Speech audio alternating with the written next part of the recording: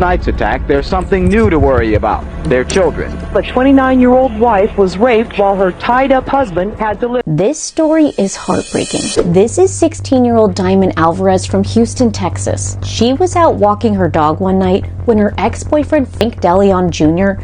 asked her to meet him at a nearby park. They'd been dating on and off for a year, but broke up when she learned he was cheating on her. At the park, he allegedly shot her 22 times. Her mom found her body moments after hearing the gunshots and tried to give her CPR, but it was too late. And just this week, DeLeon's trial got off to a chaotic start. As Diamond's mother was giving her testimony, she said the accused killer was laughing in her face and smiling.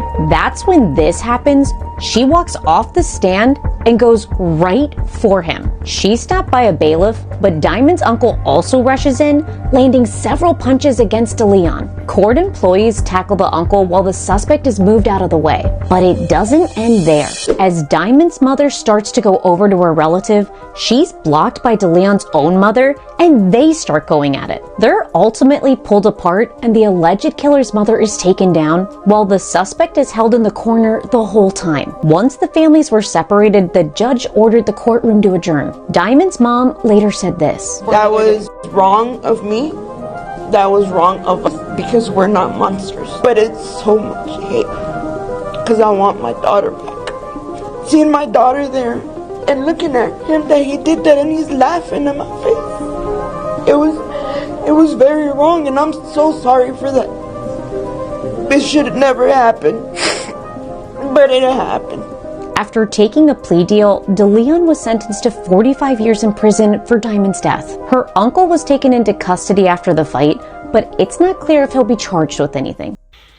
Now this right here, by the way, shout out to Notice News, but he need to be, he took a plea deal, whatever. I don't know why they gave him a fucking plea deal. He should have just got life, because he shot an innocent person 22 times. And she was dealing with you back and forth, bro. Back and forth. You up here messing with all the other girls. She said, "I had enough. I don't want you to bring me back something I can't get rid of, And you decide to meet her at the park like a regular day. 22 times you did what you did. 45 years? No. He need life. Because you did not make those high power decisions. And I'm sorry. You have made one. And what they felt in that courtroom, I feel them so much. This picture hides the most disturbing secret. It was taken on November 8th, 1977 at Mira Loma High School. 700 people are gathered to learn about the most dangerous man in Sacramento, who has already attacked 27 people. But what these people don't know is that the police believe the killer is somewhere in this picture.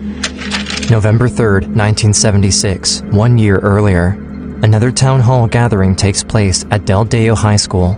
A man stands up in the crowd, claiming he would kill the predator if he ever came to his house. A few months later, this man is attacked with his wife inside his home. The entire community of Sacramento lives in fear, not knowing when or where the killer will strike next. However, man, as you guys see, we about to get into a crazy story of a guy who was doing some crazy, nasty stuff for decades with a small PP. These details, I hope they don't be too disturbing or too crazy, but as always, hey, we got to learn about these type of folks, how they move, so we can be alert and alarmed and aware ourselves. And if you haven't already subscribed to the channel, go ahead and subscribe, hit the like button, and comment what made you watch CSL TV. I'm pretty much just a review, reaction, and informational channel. Hopefully the informational part help you and someone out, and we just pretty much watching these videos and talking about them, educating each other. But I don't want to keep talking, so let's get it. one young girl becomes obsessed with the case, learning everything she can about the attacks. On October 29, 1976, 13-year-old Margaret Wardlow will become the youngest victim of the East Area rapist, and her knowledge of the case will save her life. After last night's attack, there's something new to worry about. Their children. The 29-year-old wife was raped while her tied-up husband had to live. Citizens began buying everything they could think of to protect themselves. If I had a gun, I definitely would shoot him. And I would not shoot to injure. I would shoot to take care of him. I have a gun, but I still don't feel safe being, at home alone. The year is 1976. In the city of Carmichael, California, just outside of Sacramento, 15-year-old Chris Pedretti lives a happy life with her parents and her older sister. She spends her days free of care in one of the safest neighborhoods in the state. I was 15. I was a kid, just a normal kid, cartwheels in the front yard, and really not a care in the world. It was not ever even a thought that our world might be unsafe. For now, she's still unaware that, since the month of June, there's been a growing number of attacks in her area, women being assaulted inside their own homes. October 5th, only 3 miles away from Chris's house, a woman named Jane Carson is at home with her 3-year-old son, while her husband is away at work. It was about 6:30 in the morning. My 3-year-old son hopped in bed with me for a snuggle. I heard the garage door close and I knew my husband had just left for work. I saw a flashlight shining down the hall, and I thought, now that's odd, and I screamed out to my husband, "What have you forgotten?" There was no answer. The bedroom door opens. A man, wearing a ski mask and holding a butcher knife, walks towards them, blinding them with the flashlight. So I said, "Take our money, take whatever you want." And the minute I started to say something, he would say in his clenched teeth, "Shut up or I will kill you." The man proceeds to tie up both Jane and her son by the wrists and ankles with shoelaces. Then he gags and blindfolds them both. After ransacking the house, the man forces himself on Jane and spends the next few hours taunting her and her child. When the police are called to the scene, the man is long gone. So this slime bastard wearing masks, you know what I'm saying, targeting women that's by themselves from what it sounds like. He's weak. He ain't doing this shit with no men around, because I'm pretty sure if a man was around, it'd go down. I know if somebody want to break in my stuff and do this to the ladies in the house, hey, I'm gonna die protecting y'all. Just know that. Carol Daly is a detective put on Jane's case by the sheriff's department. Maybe something that the man said, or something that he did to you, or something that you recall hearing. He was a pro at making sure nobody was going to know who he was. My hands were tied and I was blindfolded and my child was with me. It was absolutely an obsession to be able to find out who this rapist was. Everybody was a suspect. Why the police can't catch the rapist and worried about their own homes being violated. They call him the East Area Rapist. He hits homes in the same streets, same neighborhoods, sometimes just a few houses away from a previous victim. No one in Sacramento feels safe. But 15-year-old Chris Pedretti has no idea. I certainly didn't read the newspaper, and my parents didn't discuss it, so I didn't have any clue that there was danger in our community. December 18th, 1976, only 2 months after the attack on Jane Carson and her son, Chris is at home, alone. That night, my parents went to a Christmas party. I went to play the piano. I heard a noise, and I stopped playing. I listened, and it was gone. And all of a sudden, there was a knife at my throat, and he pressed it hard and said, "Make a sound and I will kill you." I froze. The brain stopped thinking at that point. I mean, I just went straight into survival mode. Chris is blindfolded and gagged. Her wrists are bound. The man forces her out to the backyard, where he cuts off her clothes and leaves her there. She can hear him inside the house, cussing and ransacking, and all she can do is wait. At that age, I didn't know what I was waiting for. So then he came back and took me in through the house and into my parents' bedroom, where he raped me. I didn't know about rape. I certainly didn't know about sex. What he did to me, what he took from me, I can't ever get it back. Just like he did to all the victims before Chris, the man taunts her, taking his time, never leaving. So I would just move my arm, and he was right there. He was right, perched right next to me, and told me, "Do that again. Today, it'll be your last day." After more than an hour, Chris is exhausted, tired of being afraid. She doesn't care what happens to her anymore, but she can't continue to sit there and do nothing. She rubs her blindfold off and manages to get up with her hands tied. Thankfully, the man is gone. When the police arrive, Chris is taken to the sheriff's office for a physical exam and for further questioning. The 15-year-old girl is victim number 10. We were told the next day from my dad to never talk about it. It was such a strong order. My sister and I talked about it for the first time when I was 58 years old. The young victim now lives in constant fear. Every man she comes across in the street could very well be the man who assaulted her. By late fall, when the East Area rapist began claiming 2 and 3 victims a month, citizens began buying everything they could think of to protect themselves. March 8, 1977, 3 months after Chris was assaulted, the count is up to 15 victims, but still, the cops have no leads. The man is highly efficient in leaving no trace behind. He has a strong understanding of the police's reaction time, and he knows how to evade detection. He knew everything that needed to be known about law enforcement. But his MO is always the same. In a news article, they describe that the East Area rapist has never hit a house with a man inside. Right after the article is published, the MO changes. March 18th, a couple becomes the target. The 29-year-old wife was raped while her tied-up husband had to lift. He raped a 29-year-old housewife near the Ignacio Valley Shopping Center at 5:30 this morning.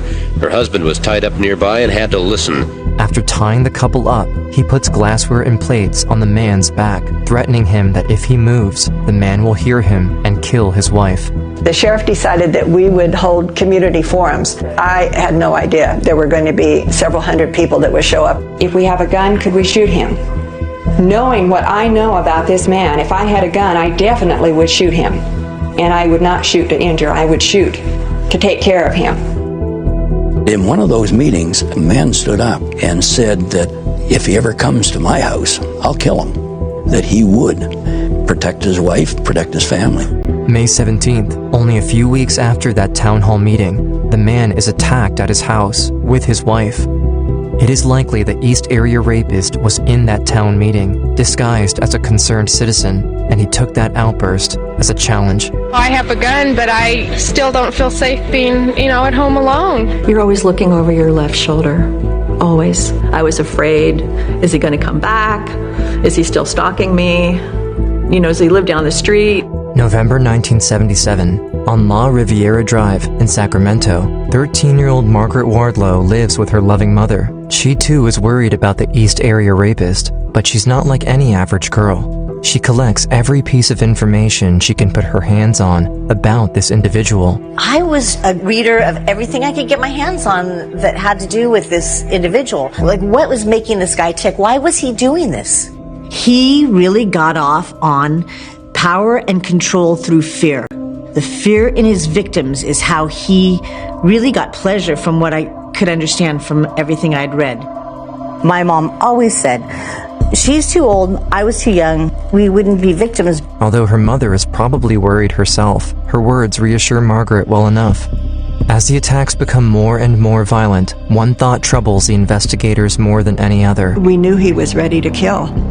We were afraid our next phone call was going to be to a homicide scene instead of a rape scene. November 10th, 1977. It was a school night. I was awoken about 2:30 in the morning with a flashlight in my face. I saw him in a mask, had my hands tied behind my back. Alone in her room, Margaret is aware that her mother is also probably tied up. As she hears the man walk into the kitchen and rattle with plates, she understands what's about to happen. I knew if he came into my room, he was going to rape my mom. And if he went into my mom's room, he was going to rape me. And he went into my mom's room. A calming voice inside of me that says, you're going to get raped. This is what's going to happen, but you're going to survive. You're going to get through this. It's going to be okay. Well aware of what the man intends to do to her, she remembers one specific detail about him. He thrives off of fear. Margaret intends to use that against him. I didn't want to show him I was scared. He asked in a very harsh whisper, like, do you want to die? Do you want me to kill your mother? I just told him, I don't care. So you mean to tell me this beautiful soul right here was investigating and trying to think of how to capture this guy, how to get this guy. Now, as a kid, you ain't even supposed to be like that. Most kids are terrified, hoping that nothing happens. It doesn't, you know what I'm saying? So just to have that type of ambition and motivation to want to do something and to understand the person, to understand the individual of what he eats off, that's highly intelligent, y'all. That was my way of telling him, you mean nothing to me. I'm not afraid of you. After last night's attack, there's something new to worry about. Their children. Detective Carol Daly believes Margaret's defiance is what kept her alive. Margaret was probably the strongest young victim I have ever talked to. It's October 1979. No one knows why, but it seems the rampage has stopped. No one in Sacramento knows if it will last. Some victims know too well his reign of terror is not over yet. The predator has been calling victims for months, even years after their attack, taunting them on the phone.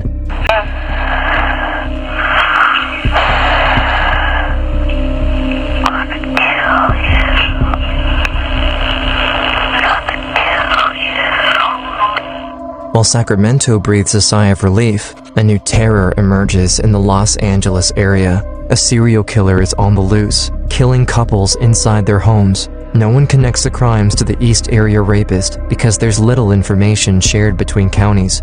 They now call him the original Night Stalker, a name coined before the coming of Richard Ramirez in 1984. December 30th, 1979, Dr. Robert Offerman and his girlfriend, Alexandra Manning, are murdered in Goleta. March 13th, 1980, Lyman and Charlene Smith are killed in Ventura. August 19th, Keith and Patrice Harrington in Dana Point. February 5th, 1981, Manuela Wattoon in Irvine. It's July 1981.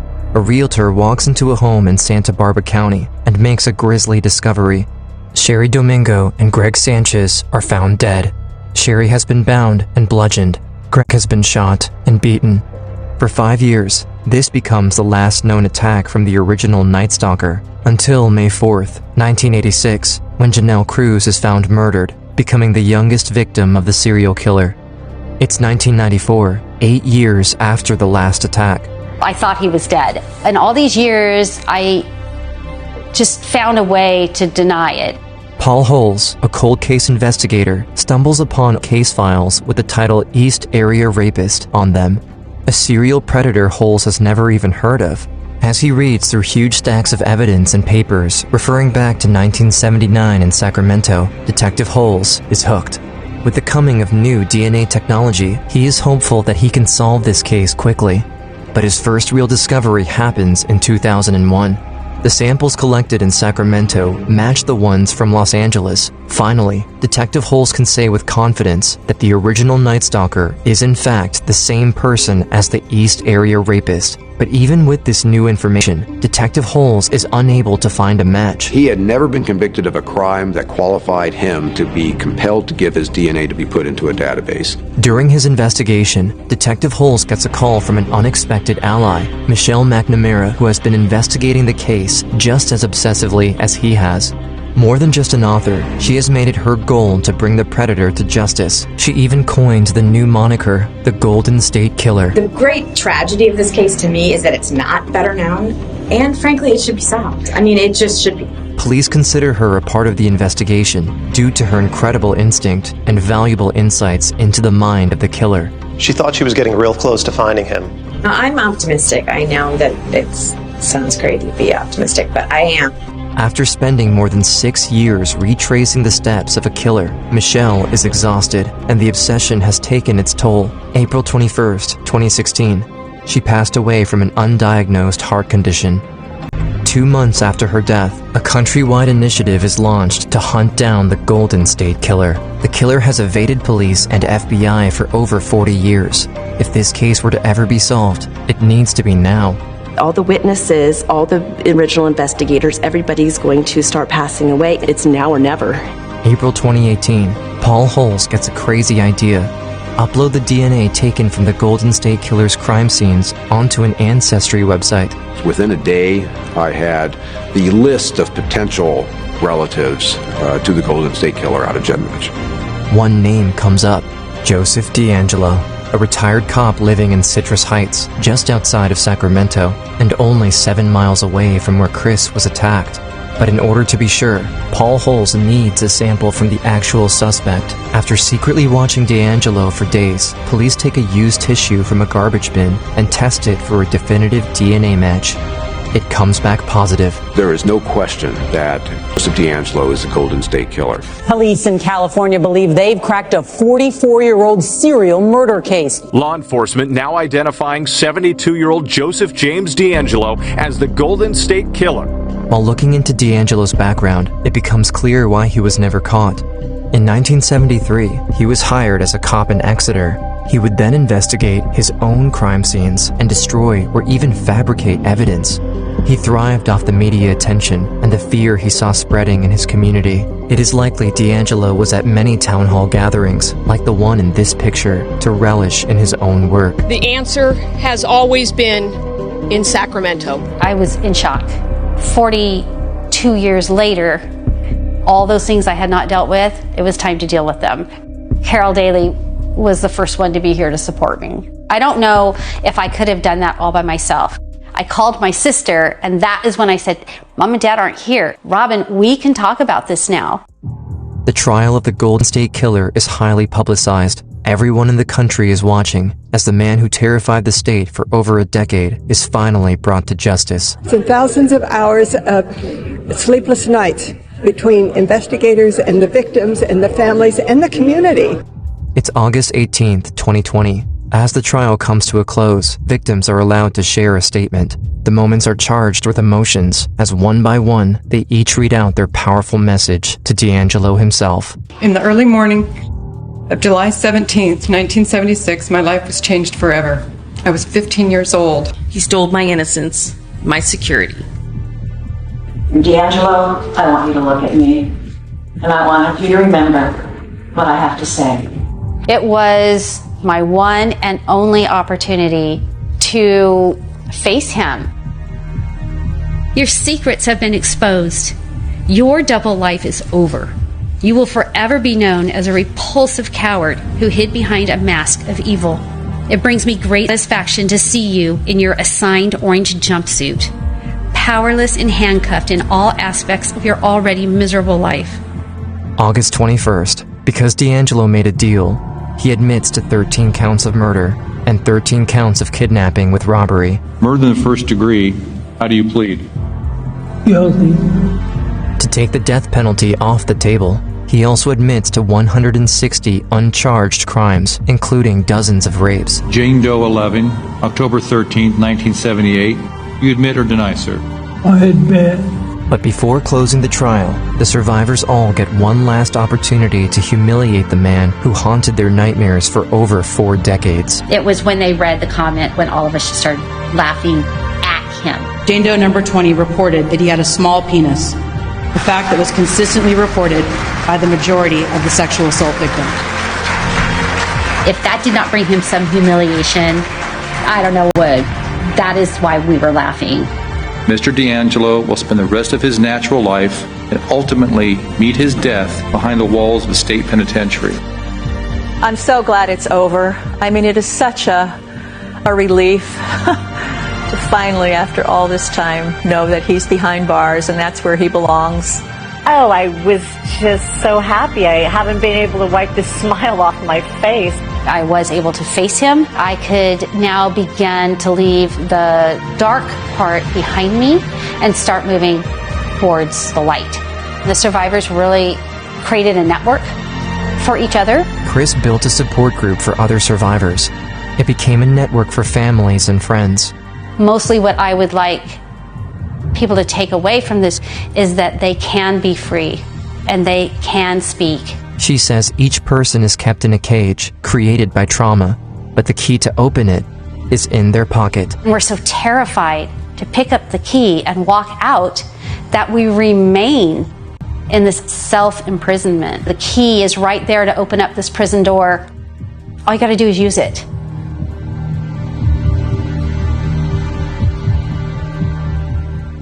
And that's crazy. This little PP guy was doing this for 40 some plus years. He finally got caught by new technology detectives. Rest in peace to that beautiful soul that was, had that heart condition that wasn't diagnosed. Man, it's so much. It's just good to see when people get their justice and peace can be made. When this type of person is captured and caught or, taken care of. But my condolences goes to the ones that was lost during this time. And like they said, they knew he was the one that was connected to all these murders, from the women to the couples. But y'all have a beautiful, blessed day. This is just sad, man. This is just so sad that, we have to see and hear and these victims have to go through that, which is crazy. Like, nobody should ever have to go through that. Nobody should have to be in fear every day because they ain't know if they, the person that did those evil things to them been caught, captured or not. But, man, I don't even know what to think. My mind is like everywhere right now because of what we just heard, what we just watched, I should say. This guy, 40-something years doing this, and it was a fucking guy who was in the police force doing the unthinkable. You know what I'm saying? That's just crazy.